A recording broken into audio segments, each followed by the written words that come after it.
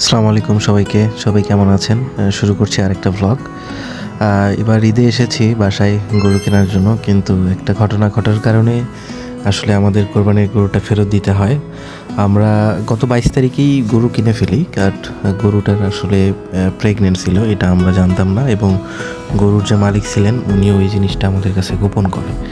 তাই আবার বাধ্য হয়ে ঈদের আগের দিন আরও 2টা হাট খুঁজে আজকে যাচ্ছি আবার গরু কিনতে। আজকে আমার কাকু আমার আব্বুরা সহ যাচ্ছি মিরগঞ্জের হাটে, দেখি ওখানে গরু পাওয়া যায় কিনা।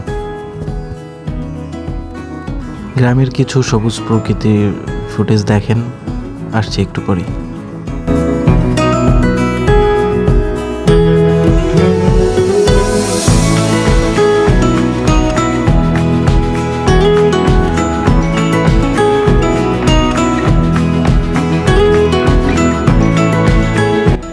চলে আসলাম আমাদের শহর বামনডাঙ্গাতে।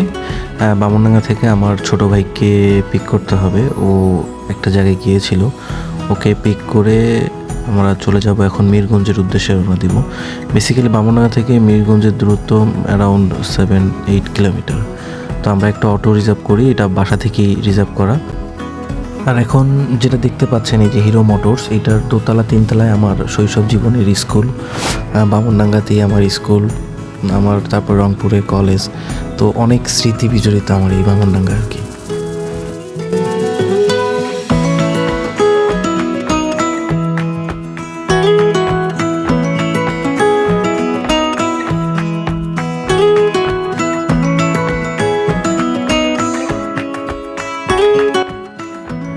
অবশেষে আমরা বামনডাঙ্গা থেকে মিরগঞ্জের বাজারে পৌঁছে গেলাম। এটা হচ্ছে মিরগঞ্জের বাজার বলে। তো এখান থেকে একটু ভিতরে হচ্ছে গরুর হাটটা। তো গরুর হাটের দিকে আমরা রওনা হচ্ছি। সামনে যেটা দেখতে পাচ্ছেন উনি হচ্ছে আমার ছোট কাকু। এমন একটা অবস্থা যে হাটের মধ্যে মনে হয় 15 থেকে 20টার মতো গরু আছে, আর কোনো গরু নাই। কিন্তু আজকে গরু কিনতে হবে, এছাড়া গরু না কিনলে কোনো অপশন নাই। এই যে একটা অবস্থা, হাস্যকর বিষয়।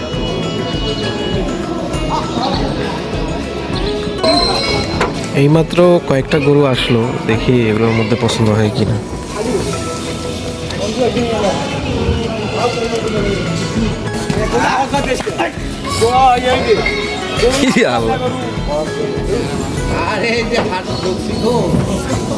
গরু তো মাশাআল্লাহ।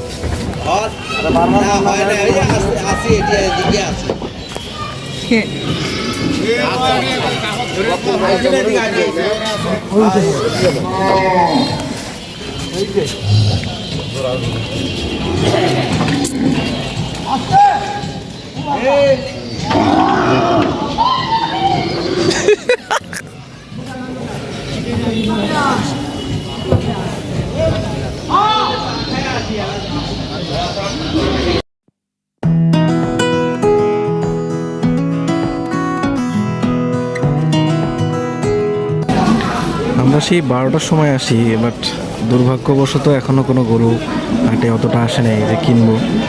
এখনও দেখেন পুরো হাট ফাঁকা, এখন অলরেডি 1টা বেজে গেছে, তারপরে গরু নেই। দেখি 3টা-4টা পর্যন্ত হয়তো ওয়েট করতে হবে, তার কারণ গ্রামের হাটগুলো বেসিক্যালি 3টা-4টার পর থেকে শুরু হয়। সো দেখি এই জন্য ওয়েট করি।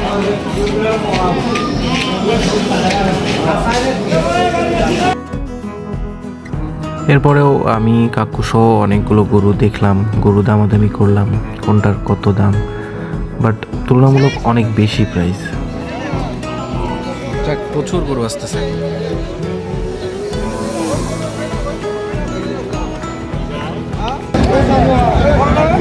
যাক, এখন অনেক গরু আসছে, বাট গরু হাটে একটা জিনিস যেটা এখানে প্রচুর সিন্ডিকেট। আপনার আসল ব্যবসায়ীরা তাদের যথাযথ মূল্য পাচ্ছে না, প্রচুর দালাল দিয়ে ভর্তি। আপনি কোথায় থেকে গরু কিনবেন বলেন?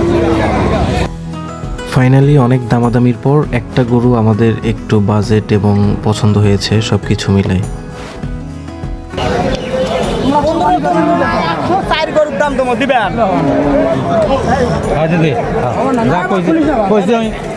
160 যাও, দিয়ে দাও। হ্যাঁ দিয়ে দিছে, বা দিয়ে দাও, দাও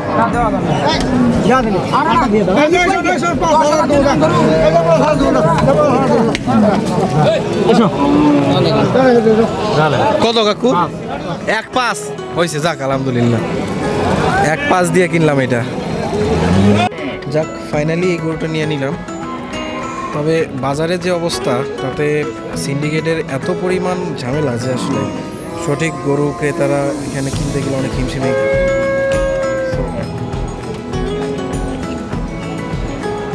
যাক আলহামদুলিল্লাহ নিয়ে নিলাম 105-এ। তারপর গরু কেনাকাটা শেষে আমার কাকু বলছিল এখানে একটা স্পেশাল চা পাওয়া যায় আমাদের বামনডাঙ্গাতে, সেটা হচ্ছে 2 রকমের, লিকারটা উপরে দুধ নিচে, এরকম 2 কালারের চা পাওয়া যায়। তো বললো যে চলো এটা ট্রাই করি। পরে কাকু আমি আব্বু সহ গেলাম চা খেতে। তো চাটা অনেক ভালো ছিল আর কি। চা খেতে খেতে আজকের মতো বিদায় নিচ্ছি। দেখা হবে নেক্সট কোনো ভ্লগে। যদি এই ভ্লগটি ভালো লেগে থাকে আমাকে সাপোর্ট করবেন, লাইক, শেয়ার এবং সাবস্ক্রাইব করবেন। ধন্যবাদ।